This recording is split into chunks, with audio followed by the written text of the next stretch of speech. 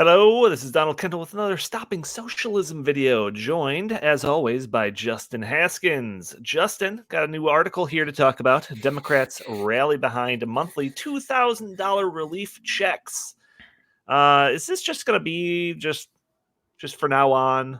Like, are we ever getting out of this? Are we just going to have continuous, unlimited stimulus checks for here on out? What's going on?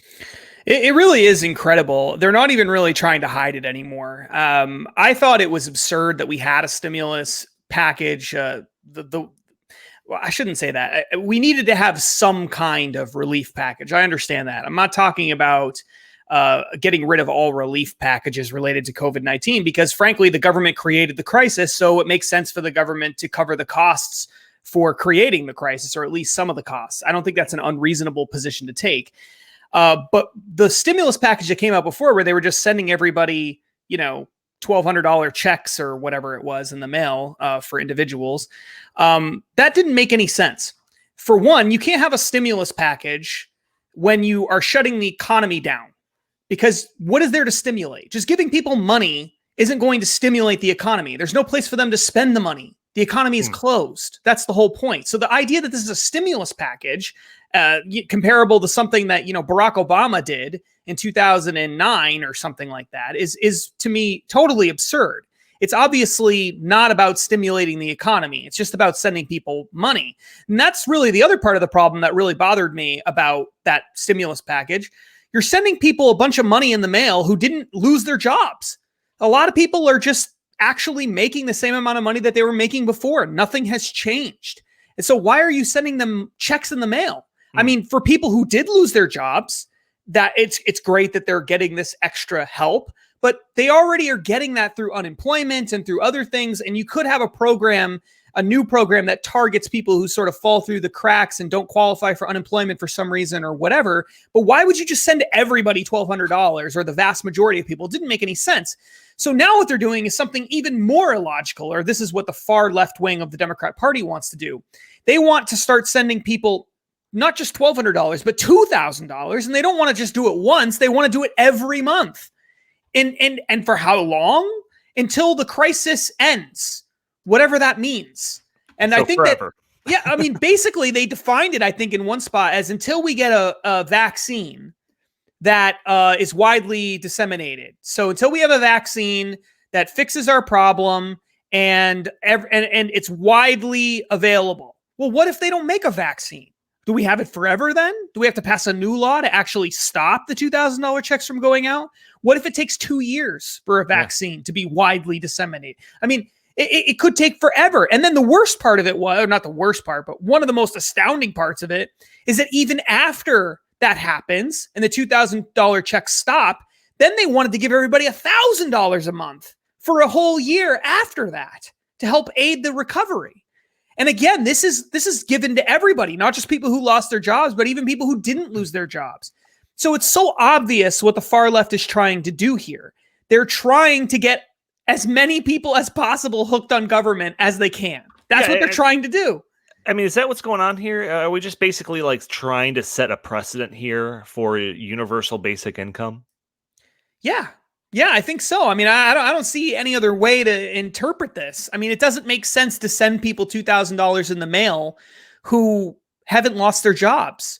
And what are they going to do to stimulate the economy? Just send it to Amazon.com? Like, what are they going to do with that money? There's nothing for them to actually spend it on. There's no place for people to go. People don't want to travel.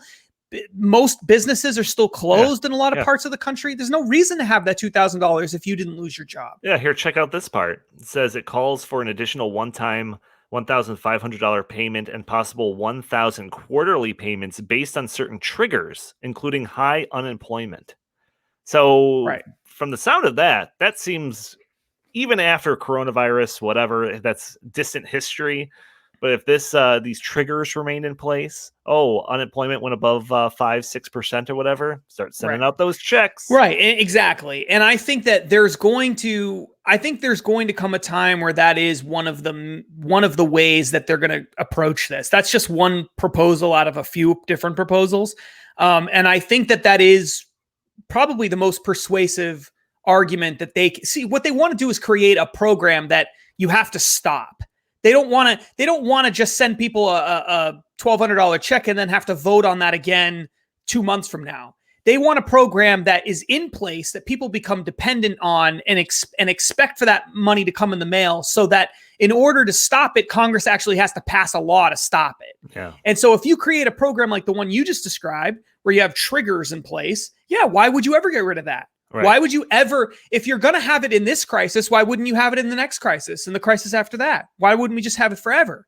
I mean, it's so obvious that they're trying to find the most persuasive, politically palatable way to create a universal or near universal basic income program. Like, that's clearly what they're trying to do here. And once you get a universal basic income program, then it just becomes a matter of, well, let's just increase it a little bit.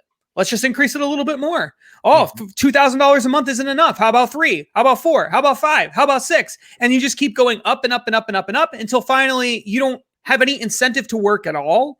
And you just end up essentially waiting for your government check every month that you're entitled to get, apparently. And how are you going to pay for all of this? Well, you just modern monetary theory, right? You just print the money, print the money, print the money, print the money. It doesn't really matter. And, and we'll level taxes on rich people to punish them too. And that's clearly the plan. Now, before we, why don't you can comment, and then I do want to make the point about Nancy Pelosi, though, before we wrap it up. Well, sure. It just seems to me that there is a lot of kind of precedents that are being set during this crisis. And, one of them is like, basically, we're going to allow the government to do whatever it needs to do, if that means saving one life. Right. So it's like, basically, you can take that kind of idea and transpose that onto anything. Let's say, again, coronavirus is out the door, whatever. And, people are suffering because of kind of higher levels of unemployment. Then, like, if it's going to save one life to print all of this money and send out all of these checks monthly or quarterly or however they want to arrange it, what would be different from that scenario than the scenario we're in now? So, it seems like they're really laying down the groundwork for something like this. It's kind of creepy. Right. Now, I will say this. Nancy Pelosi, I think this came out actually today, which is May 13th, the day that we're recording this. Nancy Pelosi came out today, and I think she said that she wants to do just another round of $1,200 checks, one-time thing, before they do anything else. Now, the reason I think she wants to do this, because in this article in The Hill, it actually says that Nancy Pelosi, on a conference call with other Democrats, said that she supported this. And now she's rejected the $2,000 thing, and now she's going back to the $1,200 thing. And I think the reason for that is obvious. Politically, they can't actually get it done. They know Republicans in the Senate are not going to go for this. And so they're doing what they think Republicans will go for, which is they're hoping another $1,200 stimulus check, again, for individuals. So they decided against doing it. The left wing, the far left wing of the party is pretty upset about it. And I suspect that if this goes on much longer, you're going to start to see even the establishment call for these $2,000 a month checks, universal basic income, et cetera. And as you pointed out, really, one of the most dangerous parts of all of this is if we take the same logic that's been applied to this situation and we apply it to almost any other so-called crisis, and this is unquestionably a crisis, but based on any crisis, couldn't you make the same exact arguments? Yeah. I mean, as you said, how much are we willing to spend to save one life? Right. Like, that's going to be their argument. And the opposing side is going to be forced to say, well, I'm not willing to spend X, Y, Z to save 1,000 lives. Like, that's the position you're put in. You sound like a heartless monster by doing that. But that's the plan, clearly, for the Democrats. They want to try to push us into a position where you're just a heartless monster if you don't go along with what is essentially some form of quasi-socialism. Yeah.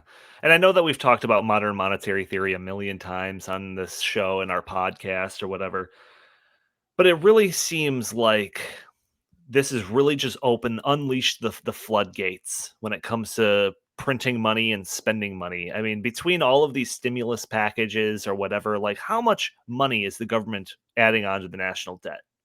And that's just the national debt. That's different than the Federal Reserve literally running the printing presses. I mean, they have run it to the tune of, I think the last time I looked, it was like $6.5 trillion or whatever. So it's like, again, in the future, let's say coronavirus is out the door or whatever.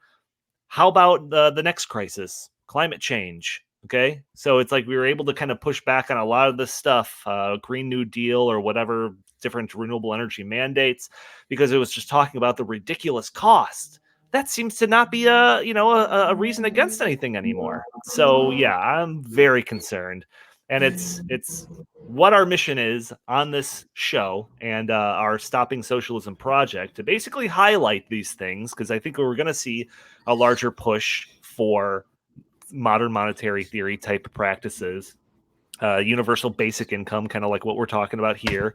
And surely, I'm sure that calls for universal health care will be kind of the hot topic, especially leading into election time. So those are all the things that we're going to be talking about on this channel. Justin, any other last words here before I can tell the people where to find our stuff? No last words. All right. Yeah. So check out our videos. If you like these videos, check out more on YouTube, Stopping Socialism TV. You can find us on Facebook as well. Just look up Stopping Socialism. You can also find our Instagram account. Justin, where can the fine people find you? At Justin T. Haskins on Facebook and Twitter. Look for the big, beautiful blue check mark. Thank you all for tuning in. Talk to you later.